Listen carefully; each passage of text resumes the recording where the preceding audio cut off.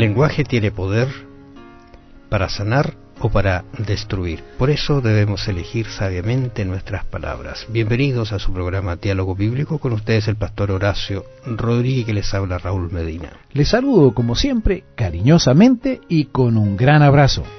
El capítulo 3 que vamos a iniciar nuestra conversación vamos a tener durante esta semana, está puntualmente dirigido... ¿Capítulo 3 de qué?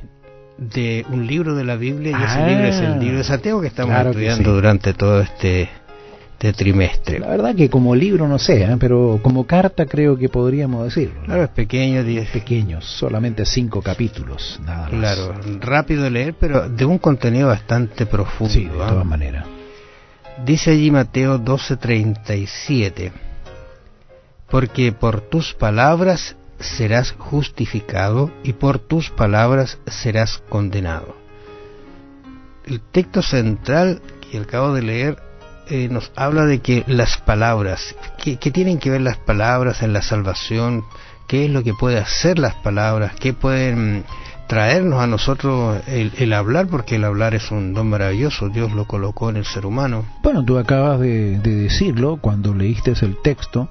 Por tus palabras serás justificado y por tus palabras serás condenado. Recuerda que dice que quien confesare a Cristo, y ahí estamos usando el don de la palabra. Claro.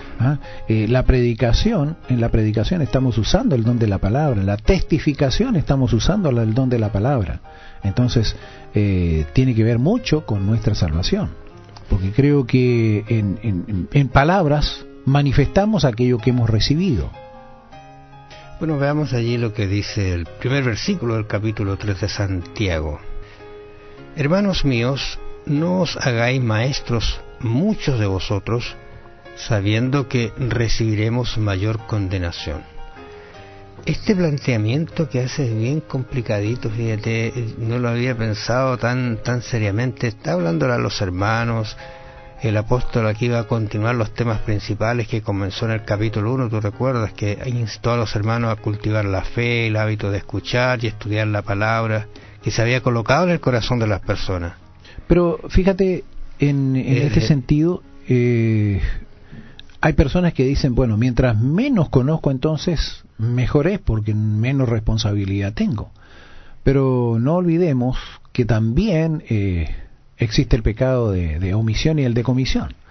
Entonces, si yo tengo la oportunidad, si el Señor me da la oportunidad de conocer algo y yo no aprovecho esa oportunidad, la dejo pasar, eso ya está contando en mi contra.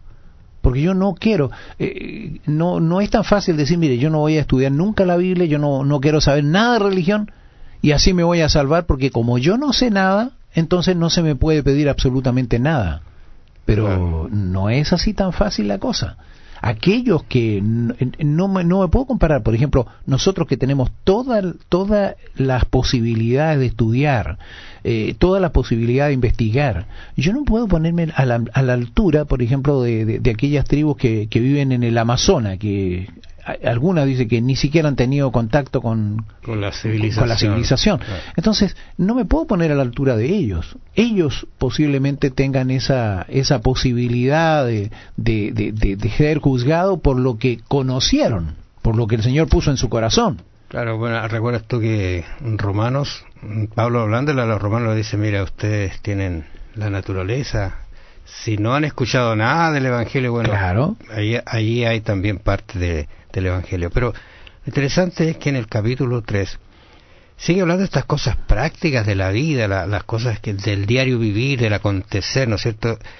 Habla de esta responsabilidad de cada miembro de iglesia en cuanto a sus palabras apresuradas o mal escogidas. Esa es la idea de este capítulo.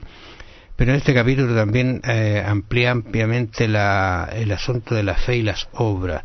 Porque mira, acá dice, por ejemplo, capítulo 3.1, dice, hermanos míos, no os hagáis maestros muchos. ¿Qué es lo que significa eso de ser maestro? ¿Qué significa ser líderes dentro de una iglesia?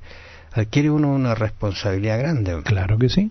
Y entonces la responsabilidad va muy cercana a cómo debo hablar, cómo dirigirme a las personas, cómo ser en esencia con mi voz, con mi lengua, con mi hablar, porque a veces hay palabras que uno las dice y la verdad que no sabe el efecto que puede producir en alguna persona. Y sabes, hay que ser tan cuidadoso porque la inflexión de la voz, el tono de la voz, te puede cambiar totalmente el sentido.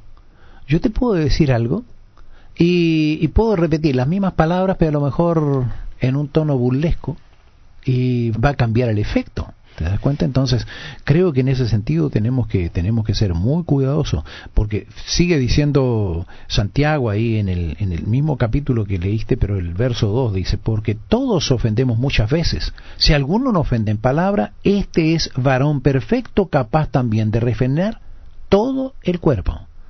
Mira qué importante lo que dice, y creo que deberíamos pensar en esto, deberíamos meditar en esto. Todos ofendemos muchas veces, es verdad. Dime quién no ofende? Después tenemos que decir, mira, la verdad es que no me di cuenta, lo dije y no era eso lo que quería decir, pero ya está dicho.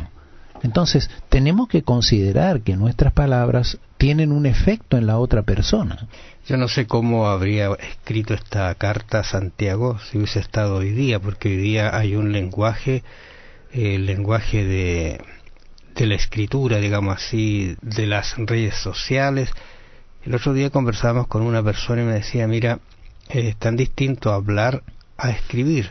Correcto. Puedes mandar una frase por un medio, un WhatsApp, como se llama, y qué sé yo, pero cuando tú lo hablas le das una entonación que es muy distinta. Incluso hay personas que pueden entender mal lo que tú le escribes respondiendo a algo, pero si tú le das con una entonación podría ser muy diferente. Por eso que aquí cuando habla de estos hermanos que son los maestros, los líderes, con más cuidado todavía deberían tener más cuidado para que su lenguaje sea tan apropiado que acerque a Dios y no aleje a Dios a las personas. Porque no sé si te ha pasado, pero hay personas que de improviso desaparecen de la iglesia cuando uno las visita y dice, mira, es que en la iglesia me ofendieron. ¿Cuál fue la ofensa? El otro día nomás me decía un hermano, es que la hermana fulana, ¿no es cierto?, fue y le dijo a mi señora tal cosa, y yo creo que ella no midió a lo mejor sus palabras. Claro. Y es increíble, y a mí me gustó mucho, sí, tuvimos una Santa Cena hace un tiempo atrás, y estas Santas Cenas traen para reconciliar la gente. Correcto. Y 2 personas se reconciliaron justamente porque habían entrado en un diálogo muy áspero a la salida de un culto. Imagínate, la salida de un culto. Claro, entonces uno dice, qué lástima, pero ahora uno tomó la iniciativa, ¿no es cierto?, reafirmó su fe en el Señor y volvió y se alegró la iglesia también por ello. Entonces, la responsabilidad que aparece acá en este primer versículo, ya entrando en el tema de dominar este miembro tan pequeño, ¿no es cierto?, especialmente para los maestros, porque los maestros son responsables de dirigir una iglesia, y más aún si algunos se creen jefes, ¿no es cierto?, voy a decirlo así, con mayor razón deberían tener cuidado. A veces se entienden mal las cosas.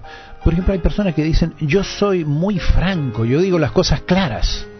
Pero esa franqueza a veces hace que hieran a otras personas. Yo puedo decirte una verdad a ti, pero depende cómo te la diga. Entonces pues tenemos que medir nuestras palabras. Exactamente.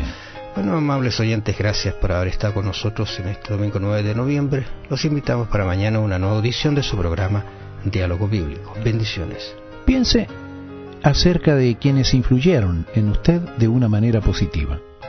¿Qué hicieron? ¿Cómo le impactó eso? ¿Cómo puede hacer lo mismo por otros? Piénselo. Que el Señor le bendiga. Será hasta mañana.